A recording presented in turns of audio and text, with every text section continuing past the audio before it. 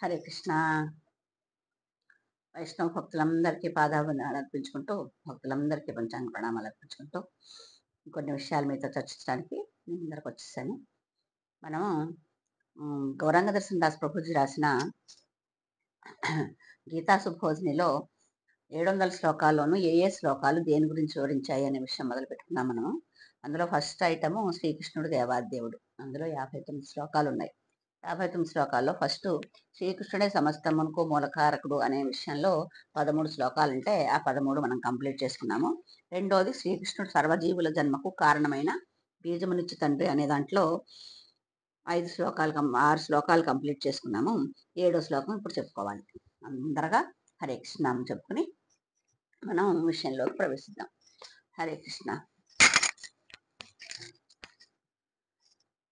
జయ శ్రీ కృష్ణ చైతన్య ప్రభు నిత్యానంద శ్రీ అద్వైత గదాధర శ్రీవాసాది గౌరభక్త బృంద.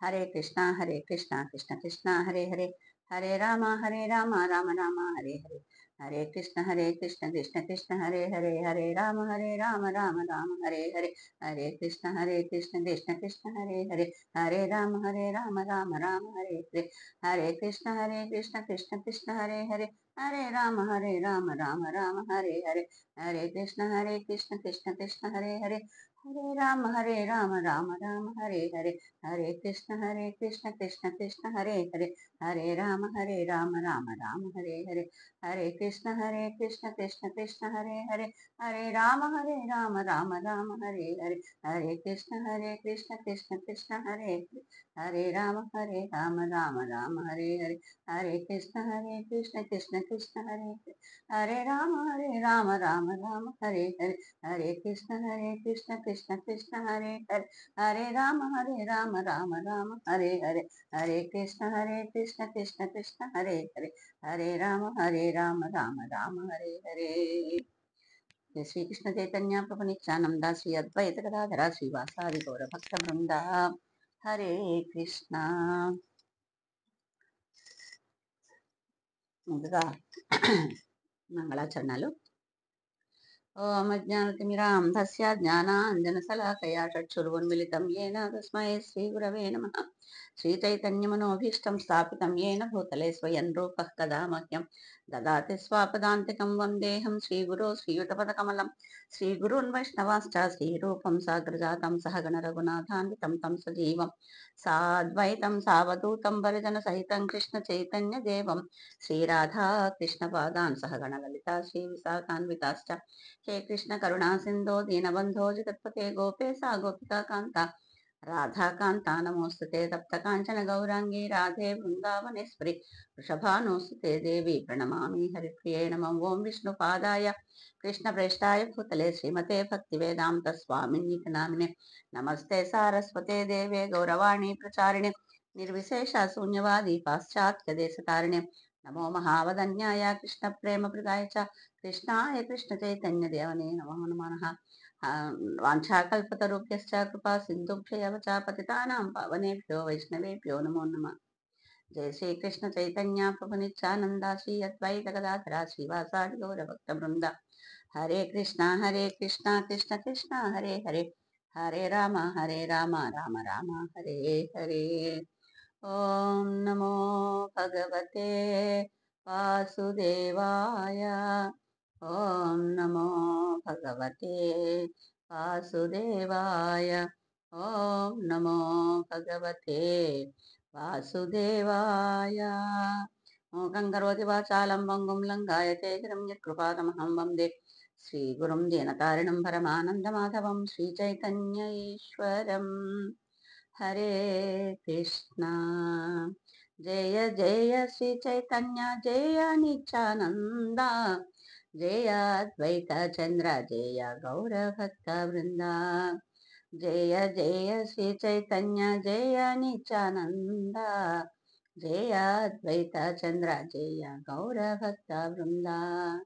జయ జయ శ్రీ చైతన్య జయ నిత్యానంద, జయ అద్వైత చంద్ర జయ గౌర భక్త బృంద. హరే కృష్ణ కృష్ణ కృష్ణ హరే హరే, హరే రామ రామ రామ హరే హరే. సర్వం శిక్షణార్పణమస్తు. ముందుగా శిక్షా గురువులందరికీ పేరు పేరున ప్రణామాలు అర్పించుకుంటూ శ్రీహర్షి ఋషికేశ్ దాస్ ప్రభుజీ, గోవర్ధన్ గిరి దాస్ ప్రభుజీ, రేవతి మాతాజీ, రజనీ మాతాజీ, గంగా గౌరాంగ దర్శన్ దాస్ ప్రభుజీ, గౌరనామ దర్శన్ ప్రభుజీ, ప్రణమానంద ప్రభుజీ, వీళ్ళందరూ విని వాళ్ళు చెప్పినవన్నీ విని అందులో నాకు తెలిసినవేవో నా ఆకలింపు చేసుకునేవేవో నలుగురికి పంచాలనే ఉద్దేశంలో నేను మీ ముందరికి ఆ విషయాలతో వస్తున్నాను. అందుకని వాళ్ళందరికీ కూడా మనఃపూర్వకంగా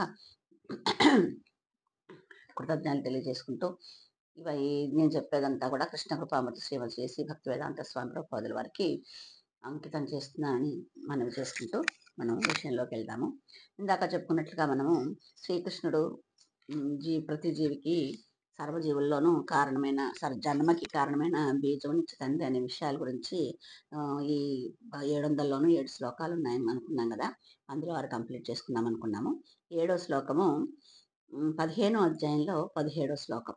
ఇది 620 పేజీలో ఉంది. మనకి మన భగవద్గీత యథాతథం దాంట్లో అందులో ఈ శ్లోకం గురించి మనం తెలుసుకుందాం. ఇక్కడ ఏమంటున్నారంటే ఆయన గౌరంగ దర్శన ప్రభుజీ, శ్రీకృష్ణ పరమాత్మ కంటేను మరియు భౌతిక జగత్తునందలి నస్వర జీవులు అంటే బద్ధ జీవులు, ఆధ్యాత్మిక జీవునందలి అనస్వర జీవులు అంటే ముక్త జీవుల కంటేను గొప్పవాడు అని ఈ 15వ అధ్యాయంలో 17వ శ్లోకం మనకి తెలియజేస్తోంది. దానికి మనకి మన ప్రభుపాదుల వారు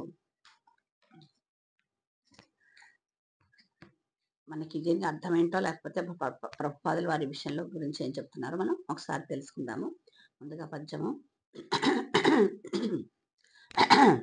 సారీ. ఉత్తమం పురుష స్వన్యః పరమాత్మేచ్యుదాహృతః యో లోకత్రయమావిశ్య విభర్త్య వ్యయ ఈశ్వరః.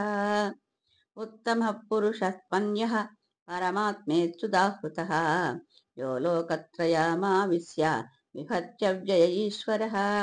ఇక్కడ పురుషస్త్వన్య సాకి తావత్తు వావత్తు ఉండి నాకి పక్కన యావత్తుంది. పురుషస్త్వన్య అప్పుడు ఇద్దరు, దీనికి భావం ఏంటో చూద్దాము. ఈ ఇద్దరు కాకుండా అంటే ఆ ఇద్దరు ఎవరంటే 15వ అధ్యాయంలో 17వ శ్లోకం కదా ఇది. 16వ శ్లోకంలో చరులు అక్షరులు అని ఇద్దరు గురించి చెప్పారు. చరులు అక్షరులు అనే 2 తరగతుల జీవులు ఉంటారు. వాళ్ళు భౌతిక జగత్తులో ప్రతి జీవుడు చరుడు కాగా ఆధ్యాత్మిక జగత్తులో ప్రతి జీవుడు అక్షరునిగా పిలుస్తారు. చరము అంటే చయించిపోయేది అంటే తగ్గిపోయేదని. అందుకే మనకి ఈ భౌతిక జగత్తులో ఉన్న వాళ్ళు ప్రతి ఒక్కళ్ళు కూడా జీవుడు చరుడు అంటే ఏదంటే ఎప్పుడప్పుడు అతను తగ్గిపోతాడు అంటే మనం మరణిస్తాడు. మనకి చాగంటి కోటేశ్వరరావు గారు చెప్పిన దాంట్లో వింటే బర్త్ డేట్ ఎలా ఉందో డెత్ డేట్ కూడా అలాగే ఉందంటారు ఆయన. అంటే పుట్టిన వాళ్ళు చనిపోక తప్పదు, పుట్టిన వాళ్ళు గిట్టక తప్పదు అని మనకి భగవద్గీతలో కూడా ఒక శ్లోకం ఉంది కదా. అలాగా ఇందులో మనకి ఆధ్యాత్మిక జీవితం ప్రపంచంలో ఉండే వాళ్ళకైతే వాళ్ళకి మరణం ఉండదు కాబట్టి వాళ్ళు అక్షరులుగా పిలువబడతారు. అదే మనకు భౌతిక జగత్తులో ఏ జీవైనా కూడా, ఓన్లీ మనుషులనే కాదు, ఏ జీవైనా కూడా, ఈవెన్ చెట్టు కూడా మనం చచ్చిపోయిందంటాం చూడండి, కొంతకాలం వేసరికి దానికి పురుగులు పెట్టమో లేకపోతే దాని భవిష్యత్తు ఏమిటో మరి, అది కూడా కొన్ని మొక్కలు చనిపోతాయి. కొన్ని వందల కాలం నుంచి వందల సంవత్సరాలుగా ఉండే చెట్లు ఉంటాయి కానీ తొందరగా పాడయ్యే చెట్లు కూడా ఉంటాయి కదా. అందుకని ఏదైనా మనం జీవిలో భగవంతుడు అది ఇస్తాడు అనుకున్నప్పుడు, బీజం ఇస్తాడు అనుకున్నప్పుడు మనం చెప్పుకున్నది అది కూడా కదా. అన్ని జీవులు మనకి చరాలు ఆచారాలు కూడా ఆయన ఇచ్చిన బీజంతో ఉంటాయి అనుకున్నాం కదా. అలాగే ఇప్పుడు ఇందులో మనకి 16వ శ్లోకంలో ఏం చెప్తున్నారంటే చరులు అక్షరులు 2 తరగతుల వాళ్ళు ఉంటారు కాబట్టి వాళ్ళు భౌతిక జగత్తులో ఉండేవాళ్ళు ప్రతి వాళ్ళు చరులు కాగా ఆధ్యాత్మిక జగత్తులో ఉండే ప్రతి జీవుడు అక్షరునిగా పిలుస్తాడు. అంటే వాళ్ళకి చయ ఉండదు. దాని తర్వాత ఈ 17వ శ్లోకంలో ఏం చెప్తున్నారంటే దాని గురించి ఆ ఇద్దరు కాకుండా అంటే చరులు అక్షరులు కాకుండా ముల్లోకాలలో ప్రవేశించి వాటిని భరిస్తున్నట్టి సాక్షాత్తుగా అవ్యయ ప్రభు పరమాత్ముడు అనే సర్వోత్తముడైన పురుషుడు ఉన్నాడు. వీళ్ళందరూ కాకుండా అక్షరులు కాకుండా మనకి భగవంతుడు అనేవాడు అవ్యయ ప్రభు, వ్యయం కానివాడు అంటే క్షరం కానివాడు అని ప్రభు పరమాత్ముడు అనే సర్వోత్తముడైన పురుషుడు ఉన్నాడు. ఆయన మనం దేవాదేవుడు శ్రీకృష్ణుడు అనుకుంటున్నాం. ఈ శ్లోక తాత్పర్యము కఠోపనిషత్తులో ప్రభుపాదుల వారు ఏం చెప్తున్నారో చూద్దాము. 2:2:13 శ్వేతాశ్వర ఉపనిషత్తు 6:13. కఠోపనిషత్తులో 2, 13 అంటే రెండో పుస్తకంలో దాన్ని మరి ఏమంటారో స్కందం అంటారో, అధ్యాయం ఏమంటారో దాన్నేమంటారో నాకు తెలీదు. అందుకని రెండో పుస్తకంలో రెండో అధ్యాయంలో 13 శ్లోకం కఠోపనిషత్తు. శ్వేతాస్వరోపనిషత్తులోనేమో 6లో 13. దీని గురించి చక్కగా వివరించబడింది. కొందరు బద్ధులు, కొందరు ముక్తులుగా ఉండే అసంఖ్యాకమైన జీవరాశులపైన భగవంతుడు ఉన్నాడని స్పష్టంగా చెప్పబడింది. అందులో ఈ భగవద్గీతలోనే కాకుండా ఇంకా ఈ కఠోపనిషత్తులోను, శ్వేతాస్వరోపనిషత్తులోను కూడా వీళ్ళందరూ కాకుండా అంటే క్షరులు, అక్షరులు కాకుండా భౌతిక జగత్తులో ఉండేవాళ్ళు, ఆధ్యాత్మిక జగత్తులో ఉండేవాళ్ళు కాకుండా ఈ అందరిపైన అసంఖ్యాకమైన జీవరాశులపైన భగవంతుడు అనేవాడు ఒకడున్నారని ఈ రెండు పుస్తకాల్లోనూ మనకి వివరించబడింది. ఉపనిషత్తులు రెండిట్లోనూ. ఒక ఉపనిషత్ శ్లోకము నిత్యో నిత్యానాం చేతనాశ్చేతనానాం అని చెప్పబడింది.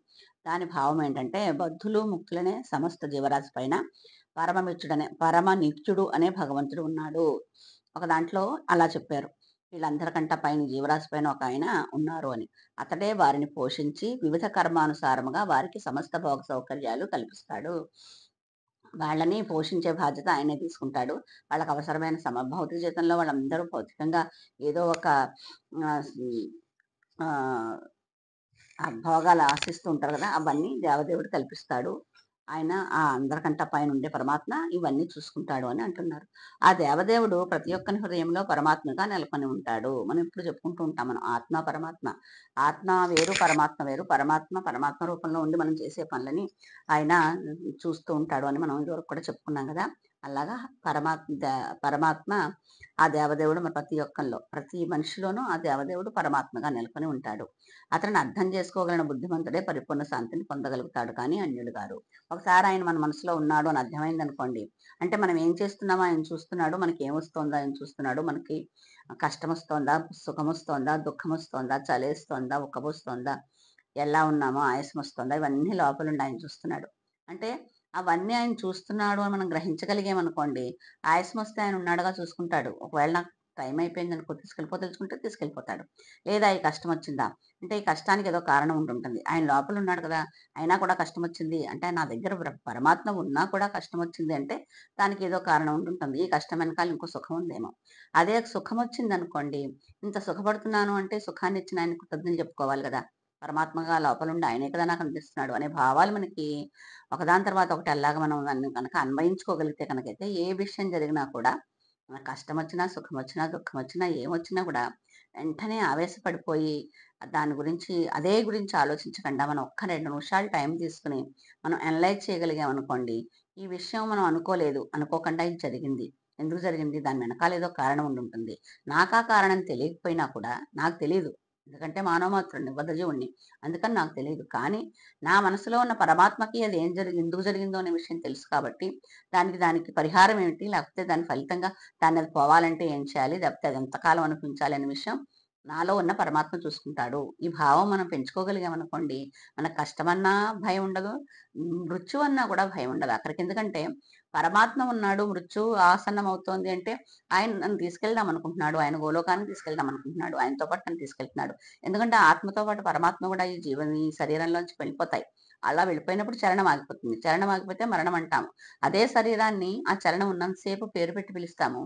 ఒకసారి ఆ చలనం అంటూ బయటికెళ్ళిపోయిన తర్వాత చలనశక్తి లేనప్పుడు ఆ పేరు ఉండదు. దానికి బాడీ అయిపోతుంది. అది శవం వచ్చింది, శవం వచ్చింది. శివం కాస్త శవం అయిపోతుంది కదా!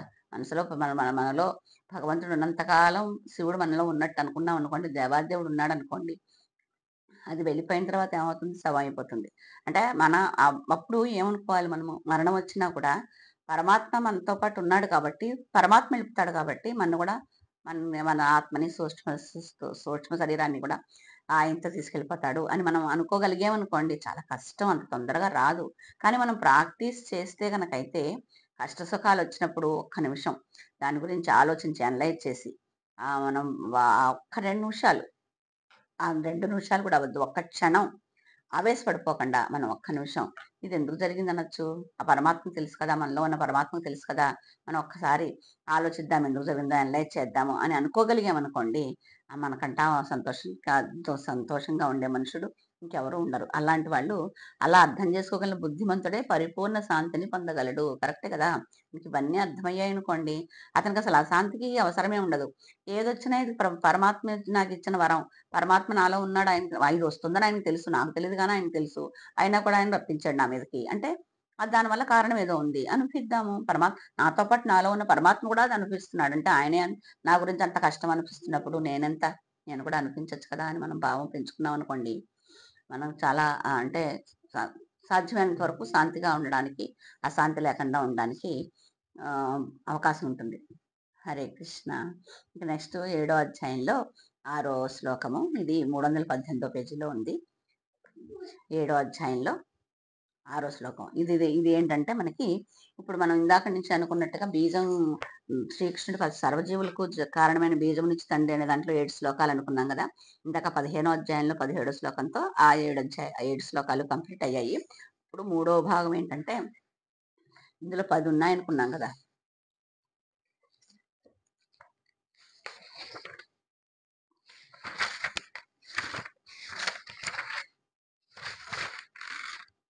సారీ, శ్రీకృష్ణుడే దేవాదేవుడు అనే దాంట్లో 12 సబ్ హెడ్డింగ్స్ ఉన్నాయి. అందులో మనం 2 కంప్లీట్ చేసుకున్నాం. ఇప్పుడు 15 అధ్యాయంలో 17 శ్లోకంతోటి. అందులో మూడోది శ్రీకృష్ణుడు సృష్టికర్త, పోషకుడు మరియు లయకారకుడు. మనం మామూలుగా బ్రహ్మ, విష్ణు, మహేశ్వరులు ముగ్గురు ఒక్కొక్కటి ఒక్క పని చేస్తారనుకుంటాం కదా! సృష్టించేవాడు బ్రహ్మ అయితే, పోషించేవాడు విష్ణువు అయితే, శివుడు లయకారుడు అని. ఆ 3 కూడా ఈ శ్రీకృష్ణుడు. అంటే వాళ్ళకి వచ్చే శక్తి అంతా కూడా ఈ దేవాదేవుడైన శ్రీకృష్ణుడి నుంచే వస్తుంది అనే విషయం ఈ 700 శ్లోకాల్లో 4 శ్లోకాల్లో వివరించారు. ఆ 4 శ్లోకాల్లో ఏమంటున్నాయో ఎంతవరకు అవుతుందో చూసి మనం తెలుసుకుందాం. అందులో మొట్టమొదటిది ఏడో అధ్యాయంలో ఆరో శ్లోకం. ఇది పుస్తకంలో 318 పేజీలో ఉంది. ఓకేనా? ఏతజ్జోనీని భూతాని సర్వాణీచ్యుపధారయ అహం కృష్ణస్య జగతః ప్రభవ ప్రళయస్తదా. ఇందాకట్లాగా దీనికి తాకి సావత్తు నావత్తు ఉండి పక్కన సాకి యావత్తుంది. ప్రొనౌన్సియేషన్ కొంచెం డిఫరెన్స్ గా వినిపిస్తోంది.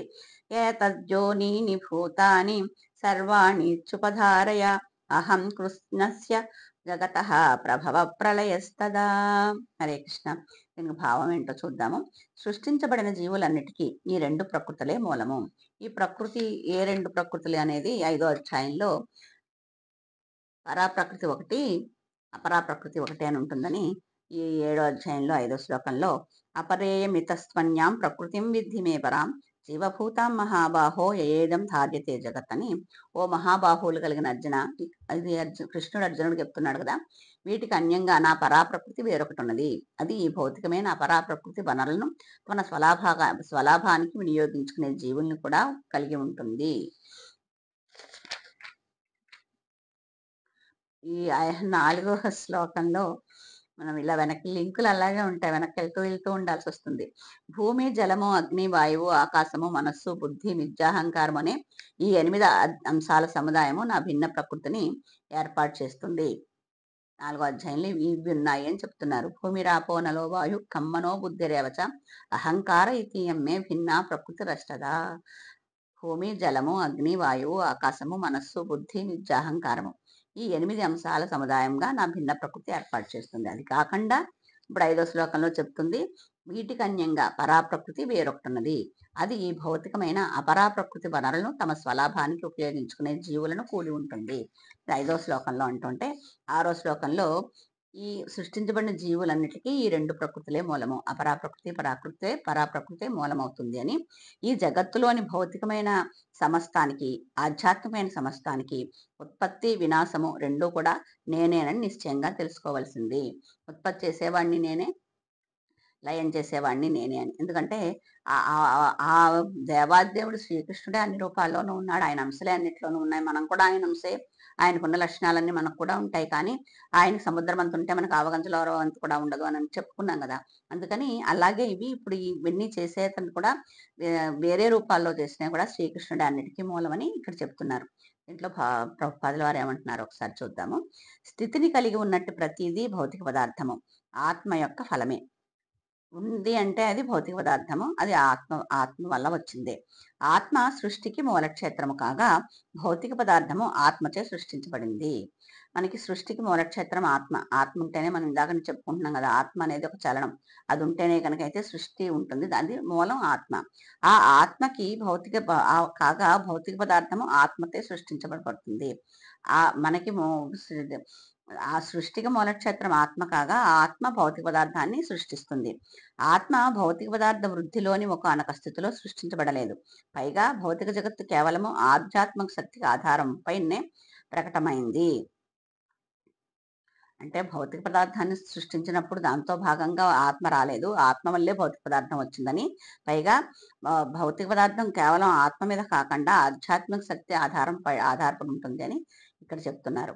జడ పదార్థంలో ఆత్మ ఉన్న కారణంగానే ఈ భౌతిక పదార్థం తయారైంది. మనం అనుకున్నట్టుగా శరీరం కదలకుండా పడి ఉన్న దాంట్లో ఆత్మని ప్రవేశించి దాన్ని కదలికి వచ్చేలాగా చేసింది. తరువాత పెద్ద మనిషిగా పెరుగుతాడు. యవ్వనంలోకి పరాశక్తి అంటే ఆత్మ ఉన్న కారణంగానే పిల్లవాడు క్రమంగా యవ్వనంలోకి, తర్వాత పెద్ద మనిషిగా పెరుగుతాడు. అదేవిధంగా పరమాత్ముడైన విష్ణువు సన్నిధి కారణంగానే సమస్త బ్రహ్మాండము వృద్ధి చెందింది. మనిషి చిన్న పిల్లాడుగా పుడతాడు కదా! అమ్మ తల్లి యోనిలోంచి వచ్చేటప్పుడు చిన్న బాబుగానే ఉంటాడు కదా! అతను ఆ ఆత్మ కారణంగానే బాల్యం, యవ్వనం, కౌమారం, వృద్ధాప్యం ఇవన్నీ దాని వలనే ఆయన పొందుతూ ఉంటాడు. అలాగే పరమాత్ముడు విష్ణువు సన్నిధి కారణంగానే సమస్త బ్రహ్మాండము వృద్ధి చెందింది. ఆయన కారణంగానే మొత్తం బ్రహ్మాండం అంతా ఒక వ్యక్తి కాదు కదా అలా పెరిగేవాళ్ళు. సమస్త బ్రహ్మాండం కూడా ఆయన వల్లే వృద్ధి చెందింది. అందుకే ఆత్మ, భౌతిక పదార్థము ఆదిలో 2 భగవత్ శక్తులు.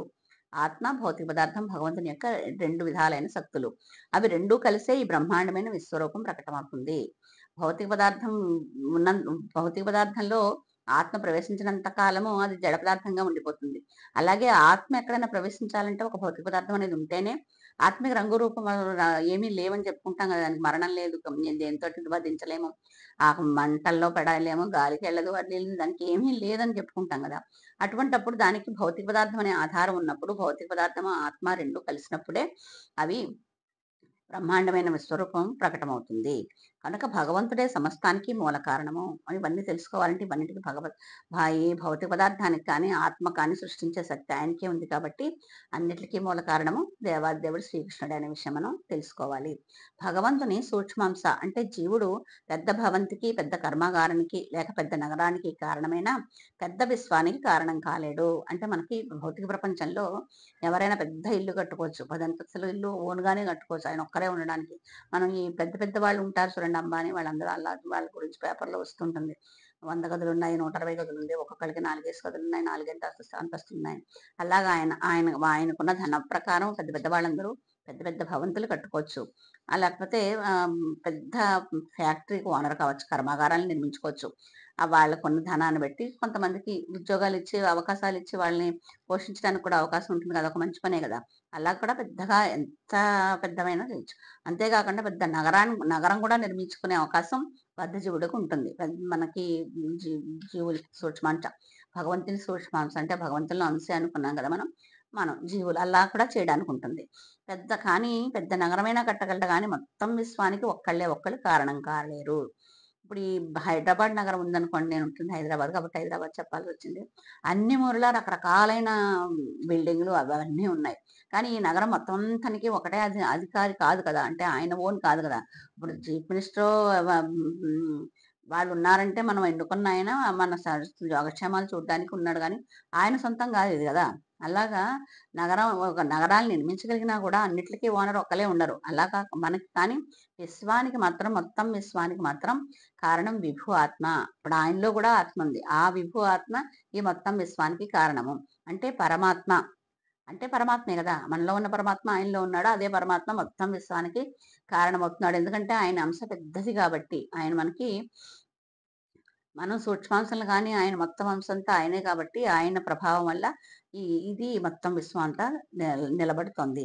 దేవదేవుడైన శ్రీకృష్ణుడు విభు, అణు ఆత్మలు రెండింటికి కారణము.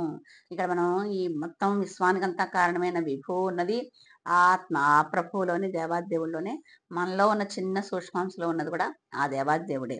అందుకని రెండింటికి కారణం ఆయనే. అంత పెద్దగా సృష్టించడానికి ఆయనే, ఇంత చిన్నగా ఉండడానికి కూడా కారణమైనే. అందుకే అతడు సర్వ కారణాలకు ఆది కారణము. ఏం కారణం? ఏదైనా ఒక కారణం, ఏదైనా ఒక విషయం గురించి ఒక మొదలైందంటే దాంట్లో మొట్టమొదటి ఉండేది పరమాత్మే. నిత్యో నిత్యానాం చేతనాశ్చేతనానాం అని కఠోపనిషత్తులో 2:13లో ధృవపరచబడింది. ఆ ఉపనిషత్తులో కూడా ఈ విషయం గురించి చర్చించారు.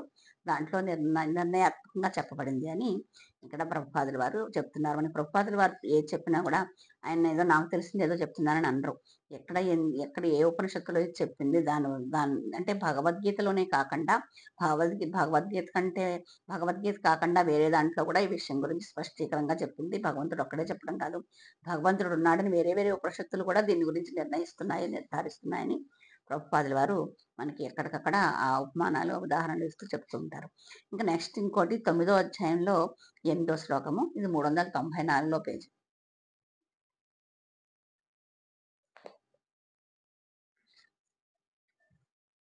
ఇది 9వ అధ్యాయంలో 8వ శ్లోకం. ప్రకృతిం స్వామవష్టభ్య విసృజామి పునః పునః భూతగ్రామమిమం కృత్స్న్యం అవసం ప్రకృతేర్వసాత్. ప్రకృతిం స్వామవష్టభ్య విసృజామి పునః పునః భూతగ్రామమిమం కృత్స్న్యం అవసం ప్రకృతేర్వసాత్. ఇందులో కూడా తాకి సావత్తు నావత్తు ఉంది. ఇది ఇప్పుడు దాకా చదివిన 3 శ్లోకాల్లో ఒక అక్షరానికి ఒక అక్షరానికి సావత్తు నావత్తు 2 ఉన్నాయి. ప్రొనౌన్సియేషన్ కొంచెం క్లియర్గా వినిపించట్లేదు. భూతగ్రామమిమం కృత్స్నం అవసం ప్రకృతేర్వసాత్. హరే కృష్ణ. ఇందులో భావం ఏంటో చూద్దాము.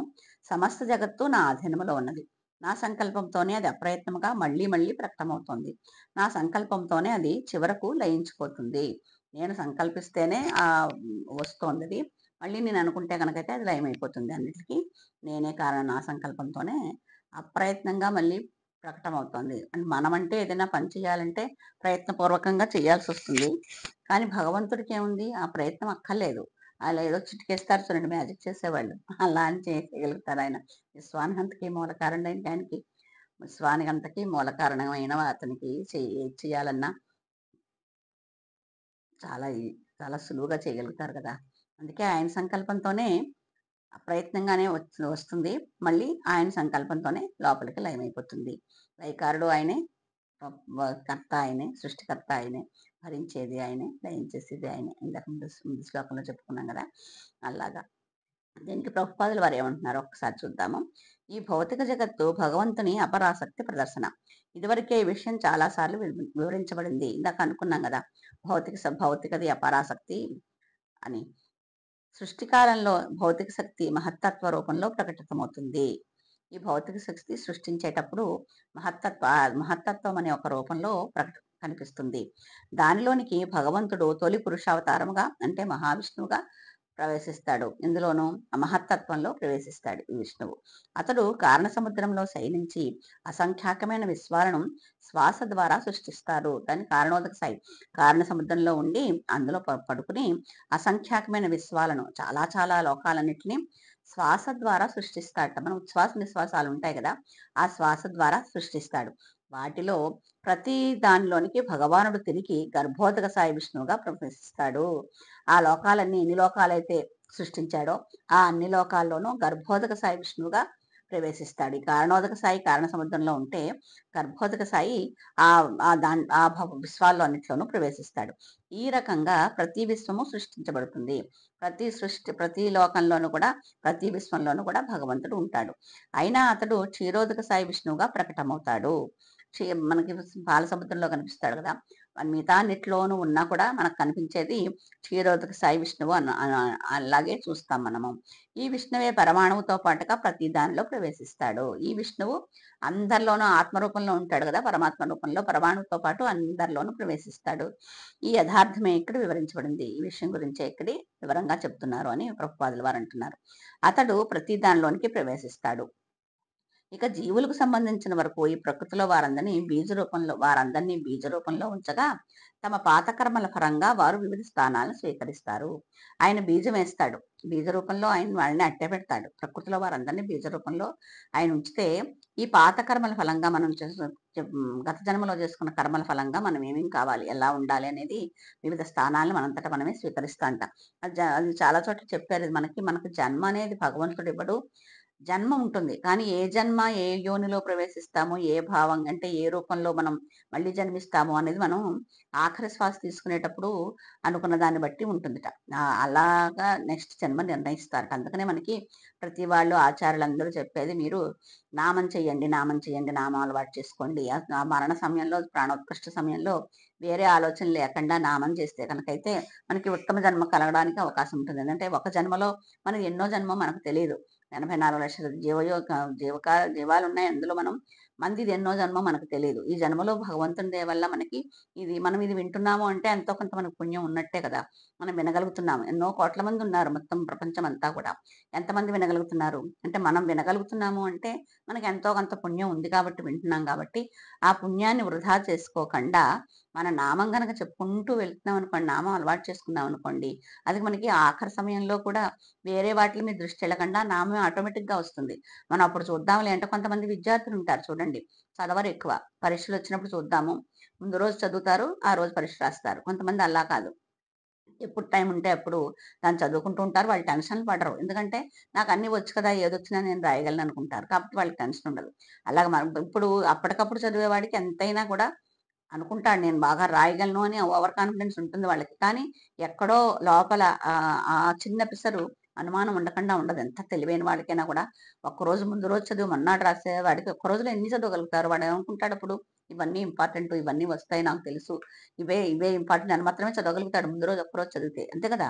అది అందులోనే వస్తుందని గ్యారంటీ ఉండదు. అతనికి కూడా సబ్‌కాన్షియస్‌లో చెప్తూ ఉంటుంది. నువ్వు ఇలా చేస్తున్నావు, నువ్వు దెబ్బతింటావేమో సబ్‌కాన్షియస్ చెప్తూ ఉంటుంది. కానీ అర్థం చేసుకోకుండా అలా ప్రవర్తిస్తాడు. అలాగా మనం కూడా అనుకోవచ్చు. ఇప్పటి నుంచి అంటే చాలా ఇప్పుడు ఈ కృష్ణ కాన్షియస్‌లోకొచ్చాక చాలామంది యువతులు, యువతీ యువకులు కూడా ఇందులో వస్తున్నారు. ముందరకెళ్తున్నారు కానీ, ఒకప్పుడు అలా ఉండేది కాదు కదా! ఈ వయసు, ఈ వయసంతా ఇలా ఎంజాయ్ చేసే వయసు. మలి వయసులో భగవంతుడి గురించి తెలుసుకోమని. చాగంటి వారు చెప్పినట్టు మలి వయసులో మనం ఏం చేయడానికి అవకాశం ఉండదు. చేతులెత్తి ధరణితో కాస్త నీళ్ళు తాగి ఆచమనం చేసి మనం సంకల్పం చెప్పుకునే అంత ఓపిక కూడా ఉండకపోతుండే శరీరానికి. అందుకని మనకేంటంటే, మనం ఎప్పుడూ గనక ఆ నామం తలుచుకుంటూ ఉంటే గనకైతే, అది ఆటోమేటిక్‌గా ఇప్పుడు ఏదైనా కొంచెం దెబ్బ తగిలినా గూడా అమ్మ, బాబు అనకుండా కృష్ణారామ అన్నామనుకోండి, అది నొప్పుండదు. మీరసలు ఒకసారి అబ్జర్వ్ చేసి చూడండి. మీరు మనస్ఫూర్తిగా అంటే నొప్పి తగ్గుతుంది కాబట్టి తలుచుకోవడం కాదు. ఆటోమేటిక్‌గా వచ్చేయాలి ఆ సౌండు. ఏదైనా దెబ్బ తగిలినప్పుడు. నాకు అనుభవం ఉందది. నేను గొప్ప చెప్తున్నాను అనుకోకండి. అది మనకి ప్రతి వాళ్ళకి ఉంటుంది. అది నమ్మకం ఉండి ఒకవేళ అలా చేస్తే గనకైతే దెబ్బ తగలగానే మనం దేవుడిని తలుచుకున్నాం అనుకోండి, 50% దాని నొప్పి తగ్గించేస్తాడాయన. మీరు ఆ నమ్మకం ఉంచి ఒకసారి ట్రై చేయండి. ట్రై చేయడం అంటే కావాలని దెబ్బ తగిలించుకోమనడం కాదు. అందులో అందులో అందులో ఉండమని చెప్పడం. నేనది అంటే నామం చేయడం అలవాటు చేసుకోమని చెప్పడం. అలాంటప్పుడు మనకి ఒకవేళ ప్రాణోత్కష్ట సమయంలో గూడా మనం దేవుడిని తలుచుకోగలిగితే గనకైతే, అప్పుడు మనకి ఈ మంచి జన్మొస్తుంది. ఈ జన్మే ఆఖరి జన్మని మనం అనుకోలేము. మనం ఎంత పుణ్యం చేసామో మనకు తెలీదు కాబట్టి. అప్పుడు భగవంతుడు సేవ మనం బహుశా మన ఊహొచ్చినప్పటి నుంచే భగవంతుని సేవ చేసుకోవడానికి, ఆయన్ని తలుచుకోవడానికి అవకాశం ఉండే జన్మ రావచ్చు. ఆ విధంగా ఈ భౌతిక జగత్తు కర్మలు ప్రారంభమవుతాయి. అలా మనకి మన కర్మను బట్టి మనం జీవ జన్మొస్తుంది కాబట్టి ఆ విధంగా మన కర్మలు చేయడం ప్రారంభమవుతుంది. వివిధ జీవజాతుల కర్మలు సృష్టి జరిగిన క్షణం నుండే ఆరంభమవుతాయి. చాలా కొన్ని అంటే ఎక్కువ ఉండని ఉంటాయి గదా! చాలా కాలం బతకని ఉంటాయి గదా! వాటిలకి సృష్టి జరిగి మొట్టమొదటి నుంచే మన ఆవు దూడ చూడండి. మనం చిన్న పిల్లలు పడుకొని ఎత్తుకుని చేసి ఎంతో చేస్తే గాని, మనం పిల్లలు పాకడం, నడవడం అవన్నీ మెల్లిమెల్లిగా నేర్చుకుంటారు. అదే ఆవు దూడ చూడండి పుట్టినప్పటి నుంచే గంతులేసేస్తుంది గదా! అంటే దాని కార్యక్రమం పుట్టగానే మొదలైపోయినట్టే కదా! అలాగా. అవి పరిణామ క్రమంలో జరగలేదు. వివిధ జీవజాతులు విశ్వంతో పాటుగానే వెంటనే సృష్టించబడతాయి. విశ్వం సృష్టించబడబట్టే చాలా జీవజాతులన్నీ వాటితో పాటు సృష్టించబడతాయి. అంటే ఆహ్, వివిధ పరిణామ క్రమంలో మనం గొంగళి పురుగు చూడండి.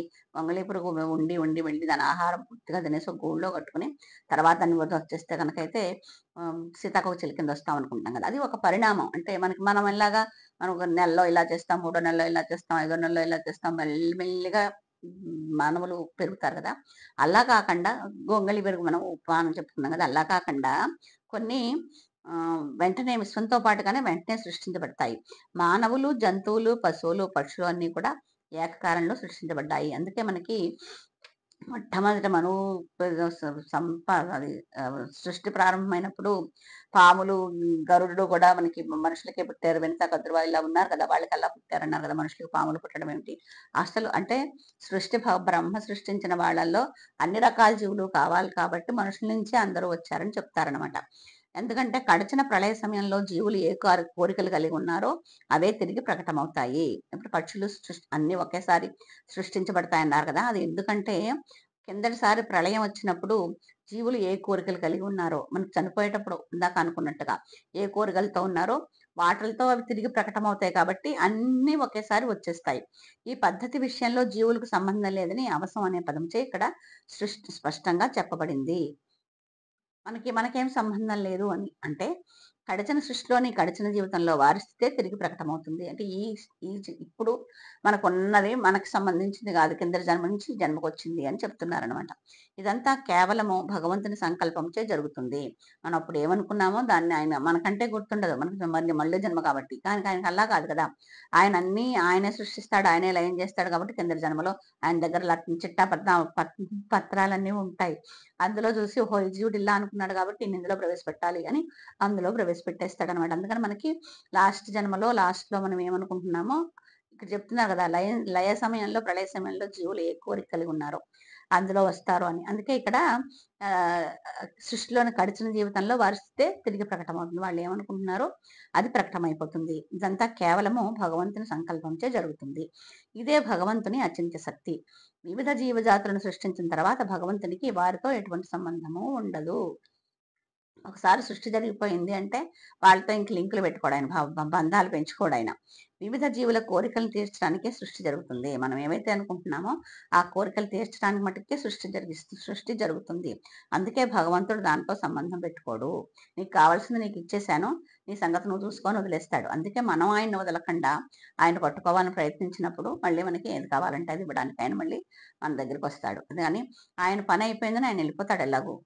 మనకి అందుకని మనం ఎప్పుడు ఆయన నామం చేస్తూ ఉంటే, అయ్యో! ఇతను నేను వదిలేసి పెట్టేసినా కూడా నా నామమే చదువుతున్నారు కాబట్టి, నేను ఆయనతో వాళ్ళకి ఏం కావాలో అది ఇద్దాము అనే భావన ఆయనుండి మనతో కూడా ఆయన ఉండడానికి ప్రయత్నిస్తారు. అందుకే మనం చేయాల్సిందేంటంటే, ప్రతి నిమిషం, ప్రతి క్షణం, ప్రతి సెకను కూడా భగవంతుని తలుచుకోవడానికి ప్రయత్నించి ఆ ప్రాక్టీస్ సాధన చేస్తే మనం అలాగా ప్రతి నిమిషం ఆయన్ని తలుచుకోవడానికి అవకాశం అలవాటయిపోతుందనమాట. ఆటోమేటిక్‌గా వచ్చేస్తుంది. ఇందాక చెప్పినప్పుడు నేను చెప్పినట్టు దెబ్బ తగలగానే బాబు కృష్ణ అమ్మ, బాబు రాదు. కృష్ణ మీకే దేవుడి మీద ఎక్కువ నమ్మకం ఉండి ఎవరిని తలుచుకుంటూ ఉంటారో వాళ్ళే సాయిరాం. నేను చాలా మటుకు సాయిరాం, సాయిరాం, సాయిరాం ఇప్పటికే అంటాను సాయిరాం అని. కృష్ణుడుని తలుచుకుంటాను, సాయిరాం ఆటోమేటిక్‌గా ఫస్ట్ ఎప్పటినుంచో ఉన్న అలవాటు సాయిరాం నొస్తుంది. కృష్ణుడు కూడా వస్తుంది. ఇప్పుడు కృష్ణుడు కూడా అలవాటు చేసుకుంటున్నాడు కాబట్టి కృష్ణ అని కూడా వస్తుంది. అలాగే మనకి సాధనని బట్టి ఆ టైంకి అవసరమైనప్పుడు ఆ నామం కంపల్సరీ గుర్తుకొస్తుందనమాట. ఇది నెక్స్ట్‌ది 9దో అధ్యాయంలో 5దో శ్లోకము. ఈ 9దో అధ్యాయంలో 5దో శ్లోకం 391 పేజ్‌లో ఉంది.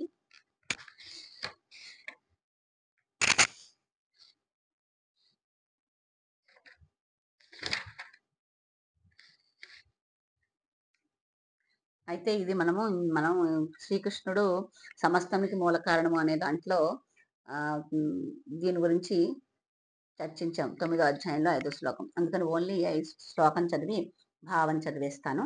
మనం ఇంతకు ముందే 2, 3 ఎపిసోడ్ల ముందరే చెప్పుకున్నాం దాని గురించి. అందుకని ఓకేనా? 9దో అధ్యాయంలో 5దో శ్లోకం 391 పేజీ. నచమస్సాని భూతాని పశ్య మే యోగమైశ్వరం భూతభృన్న చ భూతస్థో మమాత్మా భూతభావనః. నచమస్సాని భూతాని పశ్య మే యోగమైశ్వరం భూతభృన్న చ భూతస్థో మమాత్మా భూతభావనః. అయినా సృష్టించబడిన సమస్తము నాలో నిలిచి ఉండదు. 4వ శ్లోకంలో ఏమంటున్నారంటే, ఈ సమస్త జగత్తు నా అవ్యక్త రూపంలో నాచే ఆవరించబడి ఉన్నది. సకల జీవులు నాలో ఉన్నాయి కానీ నేను వాటిలో లేను అని 4వ శ్లోకంలో చెప్తే, 5వ శ్లోకంలో నేను సృష్టించబడిన సమస్తము నాలో నిలిచి ఉండదు. నా యోగ ఐశ్వర్యాన్ని చూడు. నేనే సకల జీవులకు పోషకుడను అయినప్పటికీ, నేనే సర్వత్రా ఉన్నప్పటికీ, సమస్త సృష్టికి మూల కారణమైన కారణంగా ఈ జగత్తులో భాగాన్ని కాను. ఇది ఈ శ్లోకం చెప్పినప్పుడు నేను అది ప్రైమ్ మినిస్టర్, చీఫ్ మినిస్టర్ వాళ్ళ గురించి ఏదో ఉపమానం చెప్పాను. ఎందుకంటే ప్రైమ్ మినిస్టర్ మొత్తం దేశం అంతా పరిపాలిస్తున్నాడు. అన్ని శాఖలు ఆయన కిందే ఉంటాయి. కానీ ప్రతి శాఖ ఆయనే చూసుకోడు కదా. అలాగా ఈయన మొత్తం అంతా ఈయన వల్లే భగవంతుని వల్లే సృష్టి మూల కారణం అయినా కూడా ప్రతి దాంట్లోనూ ఆయన ఉండాల్సిన అవసరం లేదు. మనకి మిగతా దేవతలందరూ ఉన్నారు కదా. వాళ్ళందరికీ ఈయన వరుణుడికి వర్షం కురిపించడానికి, వాయుదేవుడికి వాయువు ఇవ్వడానికి అలాగా ఎలా అయితే భాగాలు శ్రమించారు. మనకు కూడా మనకి భౌతిక ప్రపంచంలో కూడా దేశంలో అన్ని చాలా మటుకు అన్ని శాఖలు ఉంటాయి కదా. ఒక్కొక్క శాఖ ఒక్కొక్కరికి ఇస్తూ ఉంటారు కదా. ఆర్థిక శాఖని, డిఫెన్స్ శాఖని, రక్షణ శాఖని, ఎలా అయితే ప్రైమ్ మినిస్టర్ వాళ్ళకి ఒక మినిస్టర్ని ఇచ్చి చూడమంటారో అలాగా భగవంతుడు మొత్తం సృష్టికంతా కారణమైనా కూడా ప్రతి దాంట్లోనూ ఆయనే ఉండాల్సిన అవసరం లేదు. కానీ ఆయన రూపం వివిధ అన్ని శక్తులతో నిండి ఉంటుంది. అతను ఏది నిశ్చయిస్తే అదే అర్థం అవుతుంది. కానీ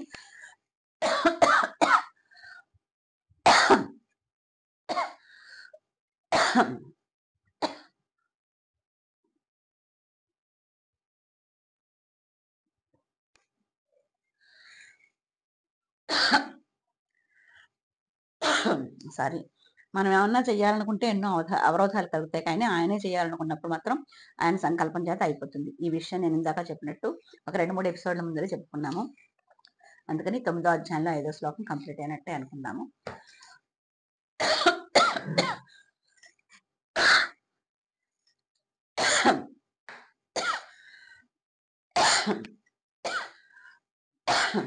సారీ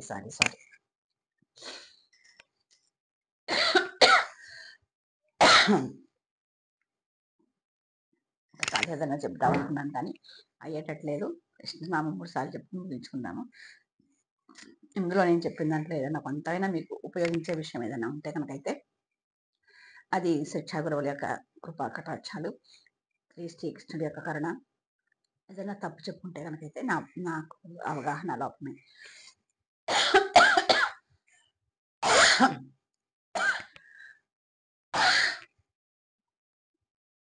జై శ్రీకృష్ణ చైతన్య ప్రభు నిత్యానంద, శ్రీ అద్వైత గదాధర శ్రీవాసాది గౌరభక్త బృంద. హరే కృష్ణ కృష్ణ కృష్ణ హరే హరే, హరే రామ రామ రామ హరే హరే, హరే కృష్ణ కృష్ణ కృష్ణ హరే హరే, హరే రామ రామ రామ హరే హరే, హరే కృష్ణ కృష్ణ కృష్ణ హరే హరే, హరే రామ రామ రామ హరే హరే. జై శ్రీకృష్ణ చైతన్య ప్రభు నిత్యానంద, శ్రీ అద్వైత గదాధర శ్రీవాసాది గౌరభక్త. సర్వం కృష్ణ అర్పణమస్తు.